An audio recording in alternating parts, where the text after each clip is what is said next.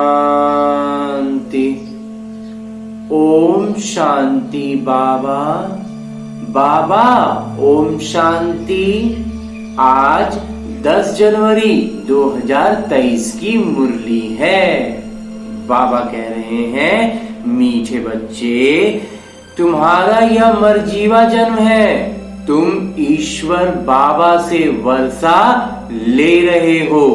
तुम्हें बहुत बड़ी लॉटरी लगी है, इसलिए अपार खुशी में रहना है। जब लॉटरी लग गई तब तो खुशी होनी ही है। आगे बाबा प्रश्न पूछ रहे हैं कि अपने आप को कौन सी समझ दो तो चिंता समाप्त हो जाएगी। कौन सी समझदारी आएगी तो चिंता समाप्त हो जाएगी, गुस्सा भी चला जाएगा। उत्तर बतलाते हैं बाबा कि हम ईश्वर की संतान हैं। हमें तो बाबा समान मीठा बनना है। जैसे बाबा मीठे रूप में समझ देते हैं, गुस्सा नहीं करते, ऐसे हमें भी आपस में मीठा रहना है, लून पानी नहीं होना है। क्योंकि जानते हो, जो क्षण बीत गया वह नाटक में किरदार था। चिंता किस बात की करें? ऐसे ऐसे अपने आप को समझाओ तो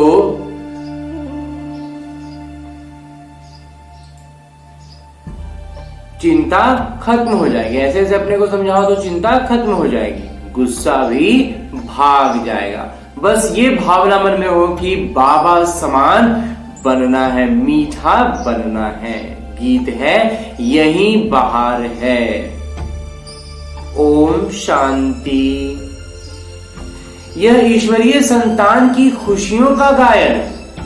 तुम इतना खुशी का गायन सतयुग में नहीं कर सकेंगे। अभी तुमको खजाना मिल रहा है। यह है बड़े से बड़ी लॉटरी। जब लॉटरी मिलती है तो खुशी होती है। तुम फिर इसी लॉटरी का जन्म जन्मांतर स्वर्ग में सुख भोगते रहते हो। ये है तुम्हारा मरजीवा जन्म। तो अभी क्या लेना है? मरजीवा जन्म। तो जो जीते जी मरते नहीं, उनका मरजीवा जन्म नहीं कहेंगे। जो जीते जी मर नहीं रहे हैं वो मरजीवा जन्म में नहीं आएंगे। उन्हों तो खुशी का पारा भी नहीं चढ़ सकेगा। जब तक मरजीवा जन्म नहीं बने हैं, अर्थात बाबा को अपना नहीं बनाया है, तब तक पूरा वर्षा भी मिल नहीं सकता। तो जो बाबा के बनते हैं, जो बाबा को याद करते हैं, उनको बाबा भी याद करते हैं। तुम हो ईश्वरीय संतान। तुम्हें नशा है कि हम ईश्वर पिता से वर्षा अथवा वर ले रहे हैं, वरदान ले रहे हैं, जिसके लिए भक्त लोग भक्ति मार्ग में धक्का खाते रहते हैं। बाबा से मिलने के लिए अनेकानेक उपाय करते हैं। कितने वेद शास्त्र मैगजीन आदि अथाह पढ़ते रहते हैं, परंतु दुनिया तो दिन प्रतिदिन दुखी ही होती जाती है। इनको तमो प्रधान होना ही है। दुनिया को तो तमो प्रधान होना ही है। ये बबूल ट्री है ना, बबूल का कांटों का पेड़ है। बबूलनाथ फिर आकर कांटों से फूल बनाते हैं। जब बबूलनाथ आएंगे तब हमें कांटों से फूल बनाएंगे। कांटे बहुत बड़े बड़े हो गए हैं, बड़े जोर से लगते हैं। उनको अनेक प्रकार के नाम दिए हुए हैं। सतयुग में तो होते ही नहीं। तो बाबा समझाते हैं, यह है कांटों की दुनिया। एक दूसरे को दुख देते रहते हो, मतलब खुद में कांटे निकले हुए हैं, तो जिनके भी संपर्क में जाएंगे तो उनको कांटा चुभेगा। तो इसलिए एक दूसरे और दूसरों में भी वैसा ही हो जाता है, तो एक दूसरे को दर्द देते रहते हैं। घर में बच्चे भी ऐसे कपूत निकल पड़ते हैं, जो बात मत पूछो। जब बच्चे कपूत हो जाते हैं तो लगता है कि सबसे ज्यादा तकलीफ माता पिता को बहुत दुखी करते हैं। सभी कोई एक समान भी नहीं होते, लेकिन उसमें भी सब एक समान तो नहीं है। सबसे ज्यादा दुख देने वाला कौन है? अब उसमें सबसे ज्यादा कौन दे रहा है, कोई कम देता है, कोई बेसी देता है, तो मनुष्य ये नहीं जानते। बाबा कहते हैं इन गुरुओं ने परमात्मा की महिमा गुम कर दी है, हम तो उनकी बहुत महिमा करते हैं। वो परम पूज्य परम पिता परमात्मा है। शिव का चित्र भी बहुत अच्छा है, परंतु बहुत लोग ऐसे हैं जो मानेंगे नहीं कि शिव कोई ऐसा ज्योति बिंदु है, क्योंकि वो तो आत्मा सो परमात्मा कह देते हैं। आत्मा अति सूक्ष्म है जो भ्रिकुटी के बीच में बैठी है, फिर परमात्मा इतने बड़े आकार वाले कैसे हो सकते हैं। बहुत विद्वान आचार्य लोग बीके पर हंसी उड़ाते हैं कि परमात्मा का ऐसा रूप तो हो नहीं सकता, वो तो अखंड ज्योतिर्मय तत्व हजारों सूर्य से भी तेजोमय है। वास्तव में ये गलत है। इनकी सही महिमा तो बाबा खुद ही बताते हैं। वो मनुष्य सृष्टि के बीज रूप हैं। यह सृष्टि एक उल्टा झाड़ है, उल्टा वृक्ष को उल्टा करके देखें तो जैसा दिखेगा। सतयुग त्रेता में उनको कोई याद नहीं करते। मनुष्य को जब दुख होता है तब उनको याद करते हैं। जैसे ही दुख आने लगता है तो परमात्मा की याद आने लगती है। हे भगवान, हे परमपिता परमात्मा, रहम करो। सतयुग त्रेता में तो कोई रहम मांगने वाला होता ही नहीं, तो वो है बाबा, रचयिता की नई रचना। ऐसे बाबा की महिमा ही अपरम अपार है। ज्ञान का सागर पतित पावन है।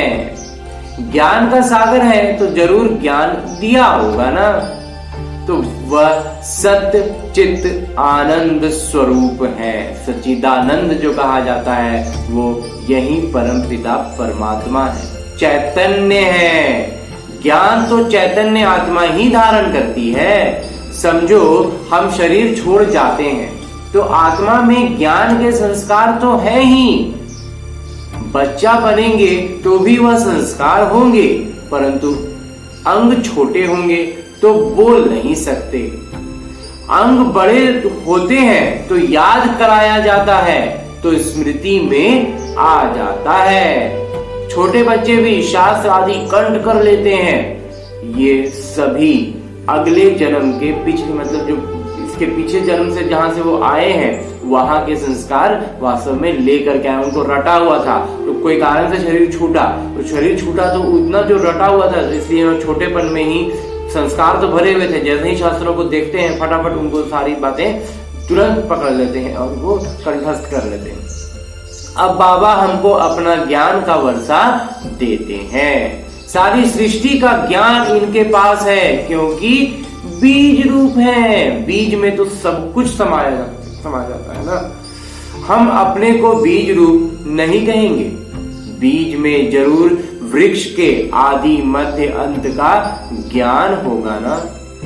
तो बाबा खुद कहते हैं मैं हूं सृष्टि का बीज रूप। इस झाड़ का बीज ऊपर है, वह बाबा सत्यचित्त आनंद स्वरूप ज्ञान के सागर हैं। सृष्टि के आदि मध्य अंत को ही उसमें ज्ञान होगा ना, नहीं तो क्या होगा।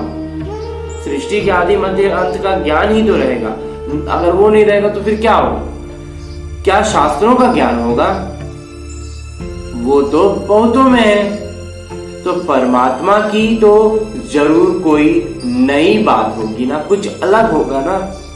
तो जो कोई भी विद्वान आदि नहीं जानते, ऐसा ज्ञान होगा जो कोई भी विद्वान नहीं जानता, कोई भी शास्त्र में नहीं हो।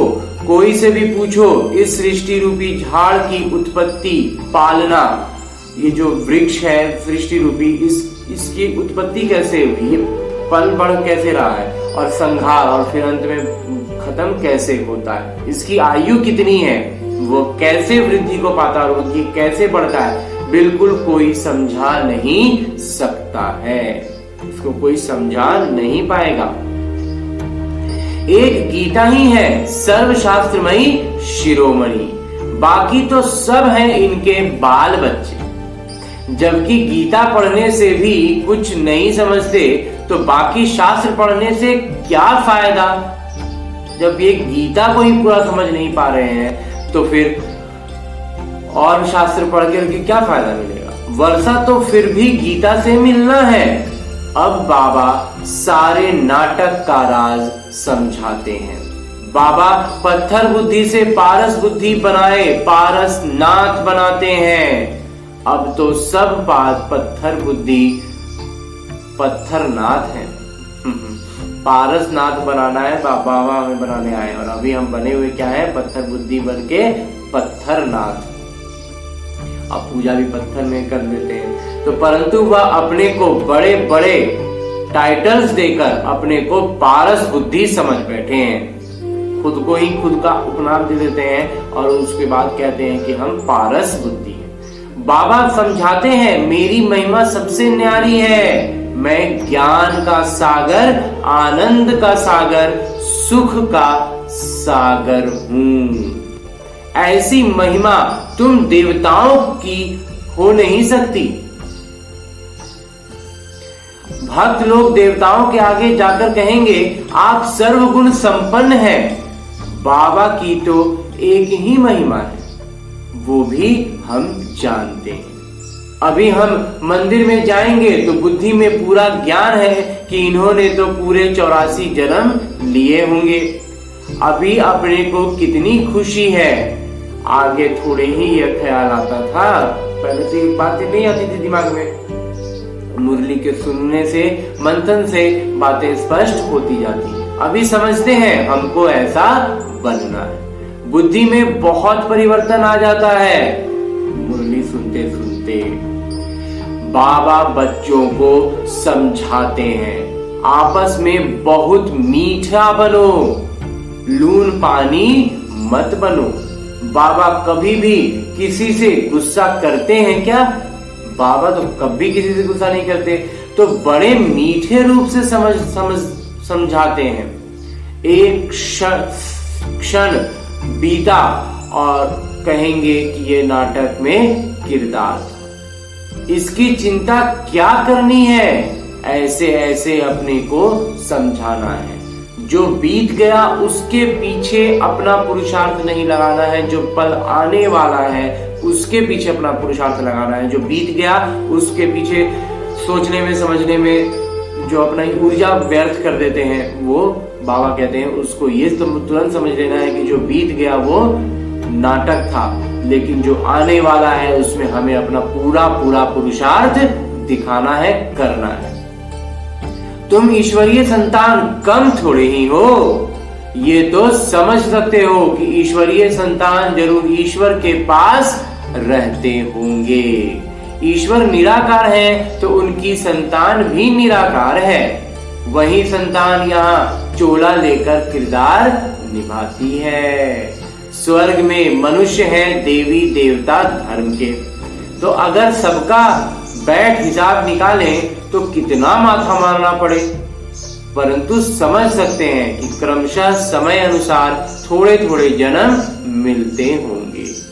आगे तो समझते थे मनुष्य कुत्ता बिल्ली सभी बन जाते हैं। अभी तो बुद्धि में रात दिन का फर्क आ गया है।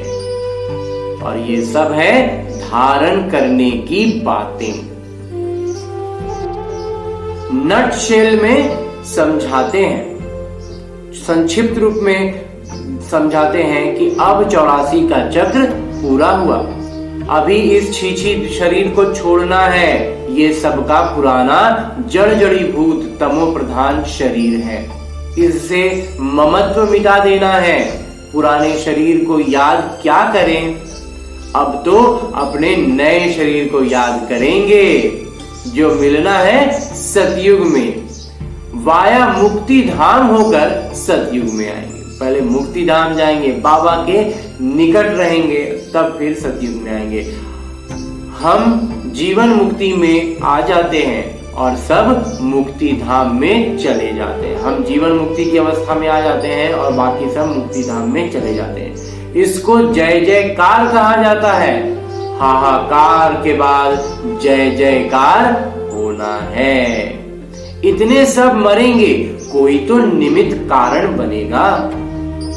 तो इसमें जो प्राकृतिक आपदाएं आएंगी वो होंगी। सिर्फ सागर ही थोड़ी सभी खंडों को खलास करेगा, सिर्फ सागर में ही सब कुछ थोड़ी डूबेगा, सब कुछ खलास तो होना ही है। बाकी भारत अविनाशी खंड रह जाता है, क्योंकि यह है शिव बाबा का जन्म स्थान।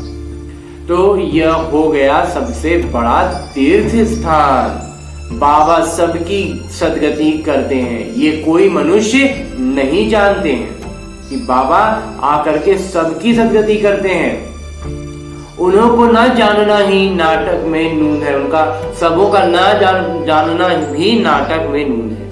तब तो बाबा कहते हैं कि हे बच्चे, तुम कुछ नहीं जानते थे, मैं ही तुमको रचता और रचना अथवा मनुष्य सृष्टि के आदि मध्य अंत का सारा भेद समझाता हूँ, जिसको ऋषि मुनि भी बेअंत बेअंत कहकर गए।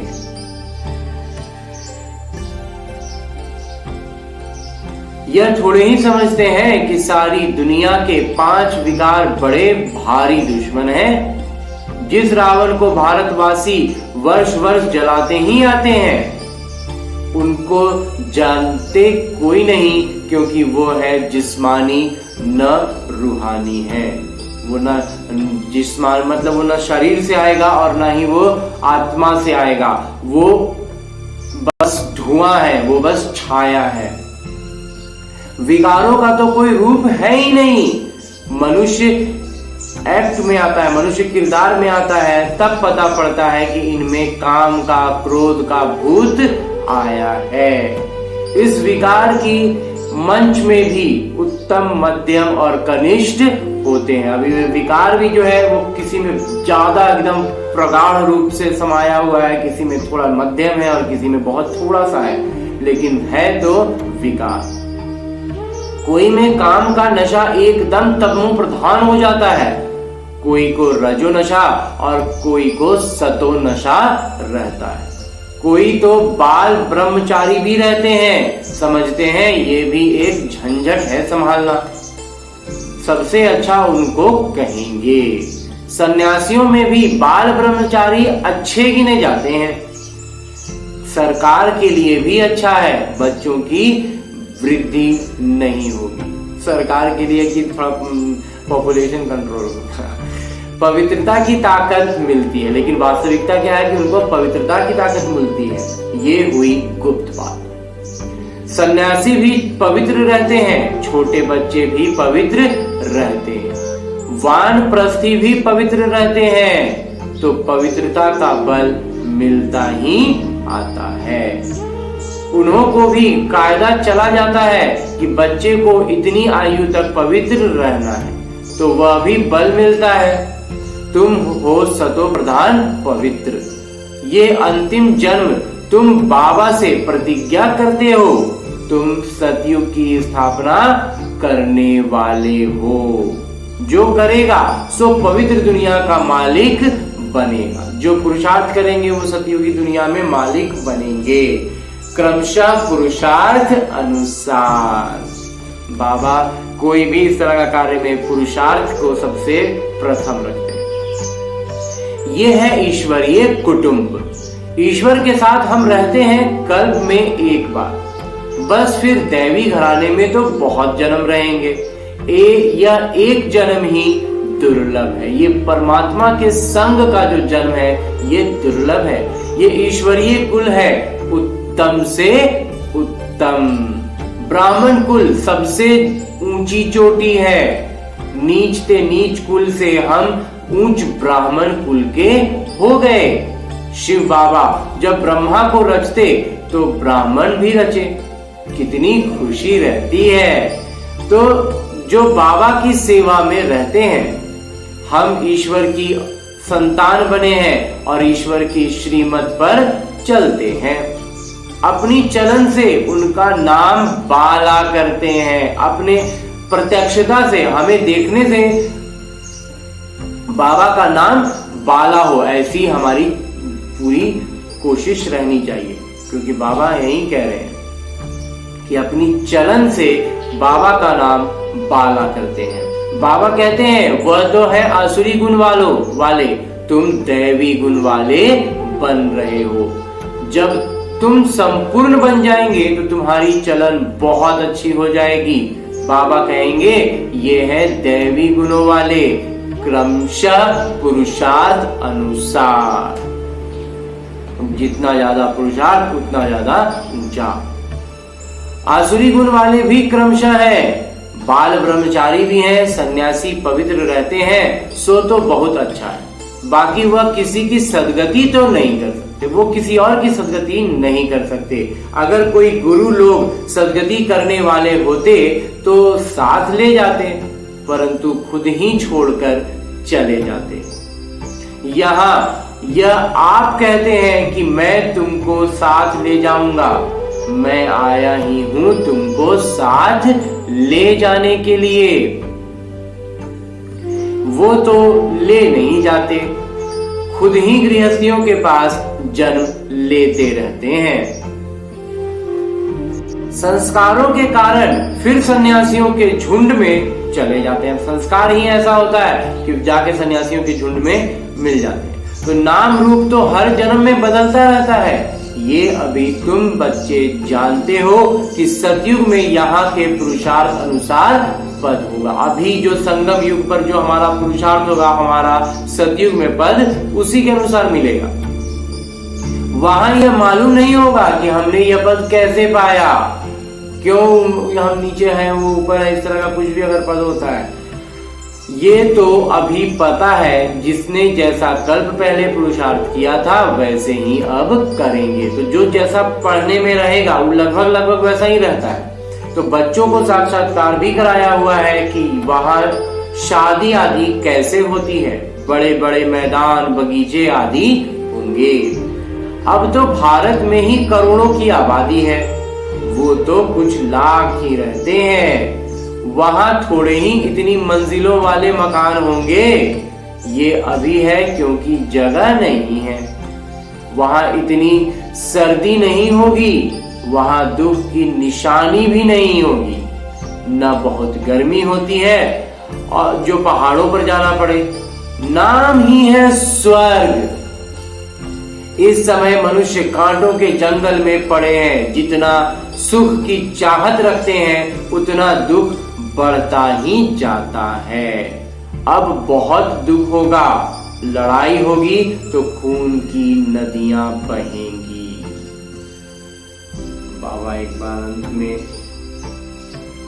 सावधान कर देते हैं, अच्छा मीठे मीठे।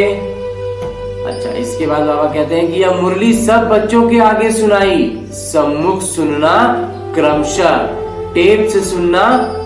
अच्छा, बाबा कहते हैं ये मुरली तो सब बच्चों के लिए सुनाई है बाबा ने, लेकिन जो शब्दम सम्मुख बैठ करके ब्रह्मा बाबा के मुख से सुने होंगे वो तो सब नंबर 1 हो गए, सबसे आगे हो गए।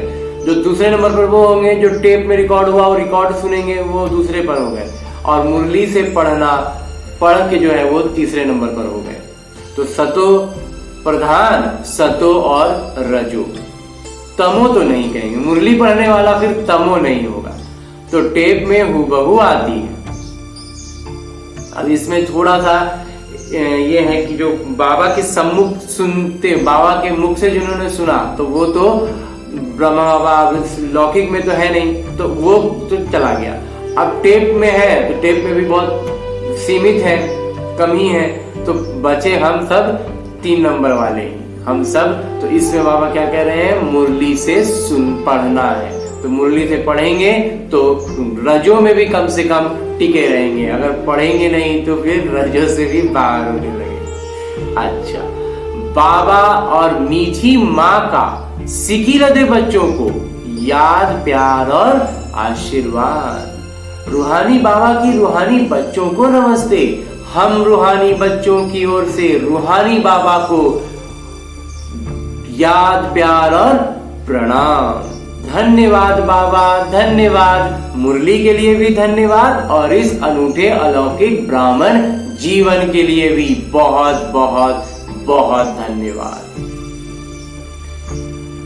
धारणा है कि अपनी चलन व दैवी गुणों से बाबा का नाम बाला करना है, नाम रोशन करना है बाबा का, अपने चलन और दैवी गुणों से आसुरी अवगुण निकाल देने हैं और इस पुराने जड़ जड़ीभूत शरीर में ममत्व नहीं रखना है। नए सतयुगी शरीर को याद करना है, पवित्रता की गुप्त मदद करनी है। और आगे बाबा वरदान दे रहे हैं। वरदान देते हुए बाबा कहते हैं कि रूहानियत की शक्ति द्वारा दूर रहने वाली आत्माओं को समीपता का अनुभव कराने वाले शक्तिवान भव। जैसे विज्ञान के साधनों द्वारा दूर की हर वस्तु समीप अनुभव होती है, ऐसे दिव्य बुद्धि वाला बनकर उनके द्वारा दूर की वस्तु समीप अनुभव कर सकते हो। जैसे साथ रहने वाली आत्माओं को स्पष्ट देखते, बोलते, सहयोग देते और लेते हो। जो निकट में है उनसे सहयोग देते हैं, उनसे सहयोग लेते हैं, उनको देखते हैं, बोलते हैं, सुनते हैं। ऐसे रूहानियत की शक्ति द्वारा दूर रहने वाली आत्माओं को समीपता का अनुभव करा सकते हो। सिर्फ इसके लिए शक्तिवान, संपन्न और संपूर्ण स्थिति में स्थित रहो और संकल्प शक्ति को स्वच्छ बनाओ। संकल्प शक्ति जितनी ज्यादा स्वच्छ होगी, संपूर्ण होंगे, संपन्न होंगे, शक्तिवान होंगे, तो दूर वाली आत्माओं को भी निकटता का अनुभव करा सकते हैं। आज बाबा ऐसा विशेष वरदान दे रहे हैं। और अंत में स्लोगन है, मुरली का उपदेश है कि अपने हर संकल्प, बोल और कर्म द्वारा औरों को प्रेरणा देने वाले ही प्रेरणा मूर्त हैं।